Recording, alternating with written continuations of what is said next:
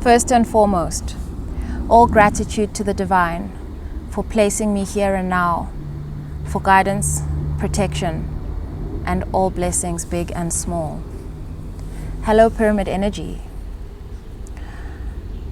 Since the morning started, I've been sent back to a time when I was 16. It's been happening for a while, but it became completely clear this morning what was happening. And this is all around healing the inner child and this idea of the promised land. I took notes because I didn't actually know that I was going to be making a video, and it was only when I was finishing up that I realized, okay, so I'm going to talk about this. Don't be fooled. I have gone through a lot of tissues today, and this is only a sign for me that this has been sitting inside me for so long, and is healing that was bound to rise for resolution. Whether I've resolved it all or not, I don't know, but I do have something to share.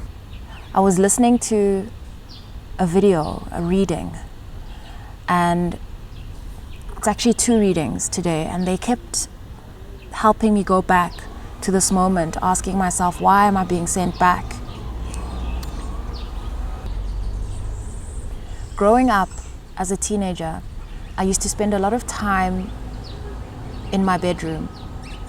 I had a sketchbook and, a sketchbook or 2, and I would draw like pencil drawings, art, and I would often take a pen and sort of tracing along the edges of whatever I was drawing, I'd write lyrics of music. So I went through a lot of music. Music's always been a big part of my life.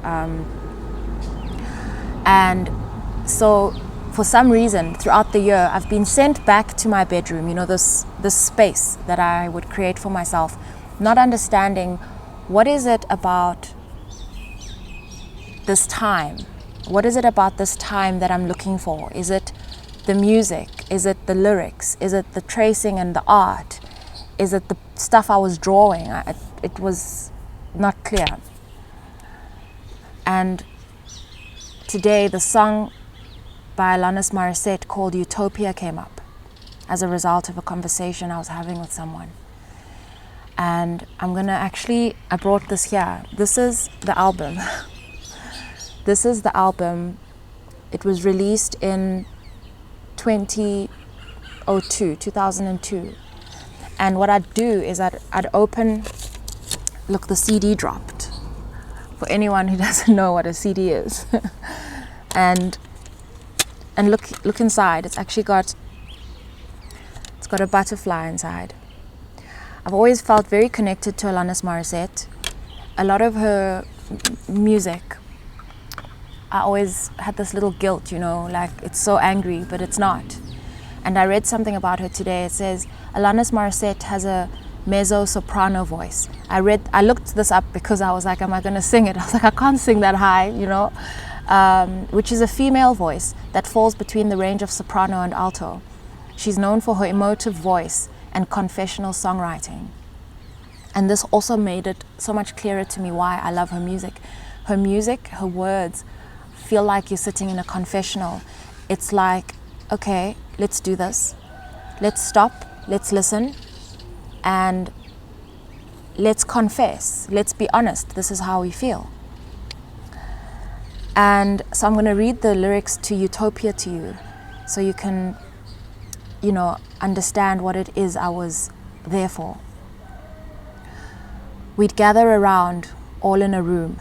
This is the greatest thing about back in the day, how we used to get lyrics in the actual leaflet of the CD. We'd gather around, all in a room, fasten our seatbelts, engage in dialogue. We'd all slow down, rest without guilt, not lie without fear, disagree sans jugement. We would stay and respond and expand and include and allow and forgive and enjoy and evolve and discern and inquire and accept and admit and divulge and open and reach out and speak up. This is utopia. This is my utopia. This is my ideal, my end in sight. Utopia, this is my utopia. This is my nirvana, my ultimate. We'd open our arms, we'd all jump in, we'd all coast down into safety nets. We would share and listen and support and welcome, be propelled by passion, not invest in outcomes. We would breathe and be charmed and amused by difference, be gentle and make room for every emotion. We'd provide forums, we'd all speak out, we'd all be heard, we'd all feel seen. We'd rise post-obstacle, more defined, more grateful. We would heal, be humbled and be unstoppable. We'd hold close and let go and know when to do which. We'd release and disarm and stand up and feel safe. This is my utopia. And now I'm going to take you through my writing. You know, this was 22 years ago. I did the calculations, and the number 22 also just stood out for me in terms of why I'm processing all of this. Finally, not looking at anyone else for triggers that I end up projecting, and rather realizing that every single interaction that I have, every other person that is brought up in a reading that I listen to, however disgustingly they're portrayed, is a part of me. And something that if I am willing to actually look at, is something that I'm being called to heal. My writing. I was 16 when this album first came out. I remember sitting in my bedroom, writing the lyrics in my sketchbook. I spent much time alone during this period of my life, connecting well with lyrics of songs in this way. I was in my first relationship, and although it provided room for expansive communication, not everything was said. I remember connecting with this space between two people, longing for something I saw as utopia, ergo, an unachievable ideal. I buried this dream. On it, I would begin the journey of building a life my soul knew I needed to build in order to one day embark on the journey of digging it up, because nothing else would do or last. I played pretend to survive in the world that I was presented with. I see now that I didn't only bury the utopia of love relationships. I buried the utopia of my own life, my own relationship with myself, the land of my own dreams. I buried the promised land. When I got to this part of my writing, I looked up what the Bible says about the promised land, and it sent me to Genesis 12. This is called the call of Abram. This is where I realized everything that was happening with me. The Lord had said to Abram, "Go from your country, your people, and your father's household to the land I will show you. I will make you into a great nation, and I will bless you. I will make your name great, and you will be a blessing. I will bless those who bless you, and whoever curses you, I will curse, and all peoples on earth will be blessed through you." So Abram went, as the Lord had told him, and Lot went with him. Abram was 75 years old when he set out from Haran. He took his wife Sarai, his nephew Lot. That's the grey lory. Yesterday there were about 5 in the tree. They were like totally gathered around, and so this is ancestral healing to a large extent for me. I'm doing things that my father, his father couldn't do. He took his wife Sarai, his nephew Lot, all the possessions they had accumulated and the people they had acquired in Haran, and they set out for the land of Canaan, and they arrived there. Abram traveled through the land as far as the site of the great tree of Moreh at Shechem. At that time the Canaanites were in the land. The Lord appeared to Abram and said, "To your offspring I will give this land." So he built an altar there to the Lord who had appeared to him. From there he went on toward the hills east of Bethel and pitched his tent, with Bethel on the west and Ai on the east. There he built an altar to the Lord and called on the name of the Lord. Please excuse me for touching myself constantly. There's these little insects. Then Abram set out and continued toward the Negev. Abram in Egypt. Now there was a famine in the land, and Abram went down to Egypt to live there for a while because the famine was severe. This part reminds me immediately about, that time in your life where things start to fall apart, where you have to make a change. You've got to move some stuff around. It's just moving. As he was about to enter Egypt, he said to his wife Sarai, "I know what a beautiful woman you are. When the Egyptians see you, they will say, 'This is his wife.' Then they will kill me, but will let you live. Say you are my sister, so that I will be treated well for your sake, and my life will be spared because of you." And as I was reading this, I see the Egyptians as this master that we're slaves to, this life that we build either to fit in, or our idea of life that's presented to us, how we try to meet it. And I also see Sarai as the inner child. I see her as the most beautiful version of Abram. And Abram I see as, I suppose, me. The need for Sarai to lie is essentially for them to be able to survive in this place undercover, which is what I feel I do, a lot of us do. When Abram came to Egypt, the Egyptians saw that Sarai was a very beautiful woman, and when Pharaoh's officials saw her, they praised her to Pharaoh, and she was taken into his palace. He treated Abram well for her sake, and Abram acquired sheep and cattle, male and female donkeys, male and female servants, and camels. But the Lord inflicted serious diseases on Pharaoh and his household because of Abram's wife Sarai. So Pharaoh summoned Abram. "What have you done to me?" he said. "Why didn't you tell me she was your wife? Why did you say, 'She is my sister,' so that I took her to be my wife? Now then, here is your wife. Take her and go." Then Pharaoh gave orders about Abram to his men, and they sent him on his way with his wife and everything he had. For me, the way this closes sort of is how I feel now. It's this reconciliation with the inner child, and as I realize that this promised land is inside of me. And a large reason why I feel the promised land coming up was just so profound. I pulled out from my notes something I wrote on the 20th of April this year. It was about 2 a.m. And it was soon after I had watched Moses, a story of Moses' testament. I forgot what it's called. It's on Netflix. I wrote, "Where is the promised land and how do we get there?" This was very confusing for me. It was like a download that I wrote. At the time, I'd hardly engaged with the Bible at all in my life. I just really haven't. This year has been the year I've engaged with the Bible, and it's because of, I just get pulled there. I get pulled there and I find gold, I wrote here that what was happening with these words I was seeing, it was being written and erased and replaced with words that lead to questions, and so I knew that I was kind of on the path of some form of a riddle. The sentence is written, parts erased, and in that leaves the question to be asked. Daddy is Jesus, symbolically. I didn't understand this at all.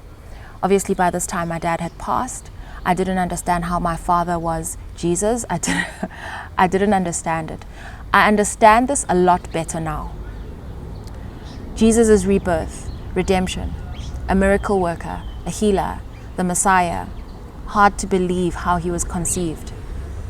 You are the child of the Creator and source of your desire, sent here to be nurtured and guided towards fulfilling your destiny. So already there, the inner child is present. I can only see that now, put that together, but the inner child is present here. It's the search. One searches for the inner child, I suppose, in the dark, not realizing that it's the inner child you're after. Today, I stand weeping at my own wedding. I am in the middle of my vows, signing away the life I contracted with, breaking those vows to recommit to myself, my inner child, everything I had buried, everything I have always wanted, including everything I am yet to find as I continue to dig and dig and dig. For now, I am just so grateful that I have found the spot. My inner child is not angry. She isn't weary. She is untainted. Her love is unconditional. It is everything love is, as described in 1 Corinthians 13, verse 4 to 8. Love is patient. Love is kind. And I went to go find this because love is explained to us in so many ways. And people love to read this verse at a wedding. We love to read this verse. And I'm not sure we've fully connected with what it's actually saying, because a lot of it, when you read it, sounds like you have to be perfect to be able to actually honor these words. It does, to me at least. But I realize that the words are true. And not just because they're in the Bible. I realize the words are true because this is the essence that I find in my inner child. Love is patient. Love is kind. It does not envy. It does not boast. It is not proud. It does not dishonor others. It is not self-seeking. It is not easily angered. It keeps no record of wrongs. Love does not delight in evil, but rejoices with the truth. It always protects, always trusts, always hopes, always perseveres. Love never fails. And this is really what I feel, because there's my inner child sitting in my bedroom in a memory, waiting, calling me back, exactly where I left her, calling me back. And today I see that, I've found a new part of my voice. In this past week, I've found a new part of my voice where I can be unapologetic about what I want to say. And also it's placed me in a place where, there was a time I was triggered by certain comments, or they would send me searching elsewhere, and I love comments. I just mean, again, everything we interact with sends us somewhere, and I'm not worried about that anymore, because this is my utopia. My utopia is this place where anything can be discussed, deliberated on, shared honestly. Truth can be found without judgment and without an assumption that we will never project. It's freedom. It's ultimate freedom. My inner child has always been with me, and her patience has endured throughout. And as I continue to dig, with every thrust, I will ask her to meet me in the mirror with her unconditionally loving, patient, and kind face. And I'm sharing this because there's a different reading that I listened to this morning by Moon. I forgot what her channel's called. I'll leave a link below. And she's referring to, the fire signs reading that she put up, I think it was this morning. And she's talking about someone you're struggling to get rid of in your life, and you're trying to work with them, and you like about a breakout in your life. And I'm not going to give the whole reading. About 75% of the way through, I realized that this other person is me. And she actually at some point describes them as disgusting. And I didn't judge myself for it. I didn't want to, we love to take a reading and take what you need and leave the rest. And like 80% of it is spot on, but then as soon as something bad starts being said about someone else, so easy to accept, but we want to kind of leave it out because it must be someone else, it's not us, and it's definitely not a part of us. But if we're open to the stuff, it can actually really lead us to where we need to go. Because she talks about Flash, the superhero. And I've very much connected with this idea of like this superhero nature where we move around in this disguise that makes us so powerful. But at the end of the day, what we really want is to be able to take this disguise off and reconcile with the powerful part of us, bring these together and just be. Scene change. Sorry, I I had a problem with my kids, and then my battery died. So I came inside.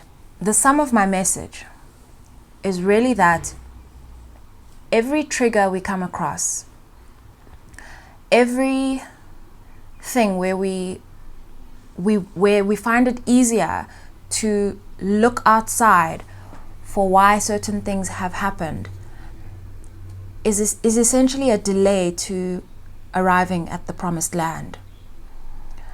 And things that we want will reach us quicker if we allow them to rather be an invitation. Another thing is, at every step, in terms of whatever you're doing, at every step, I'm finding this with myself. It might be hard to accept, but every time you do something for someone else, or change the way you do something to suit someone else, that's a delay as well.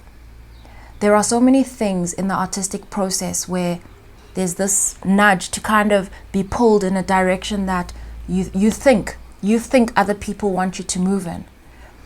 These are the little things. When you first start off on anything and you feel called to make stuff easier for yourself, or to do things the way you do them for whatever reason, sometimes it's hard to explain, and sometimes we don't even bother to explain it. We often do it. We show up in a way that we think other people want us to. And I think I've mentioned it before, even with YouTube. A lot of the advice on how to grow your channel or whatever it is, and I'm not just talking about YouTube content creation here, I'm talking about absolutely anything you do with your life and your time and your energy. Whether it's how you show up in relationships, at work, whatever it is. We tweak so many things because of the advice will tell you you'll increase this by doing that this way. This is what people like, follow the audience. And this is the tricky part, is again, in relationships, all relationships. So this is not just love relationships, and not just relationships with your audience or whatever it is that you're creating in your life. What we're actually doing is removing that which the audience loves us for. We're removing that which the audience loves us for. The audience loves your authenticity. The other person comes towards you because of your authenticity. And in trying to please, we betray ourselves. We're betraying our authenticity. And that's how we get lost in relationships. That's how we get lost in relationships. I'm going to close this here. The healing today really did take me aback. And maybe it's one of those things I would have liked to do with you live, but it was one of those moments, and I started writing, and as I was writing, it wasn't something that I was going to post it on the community channel. I'll give it that.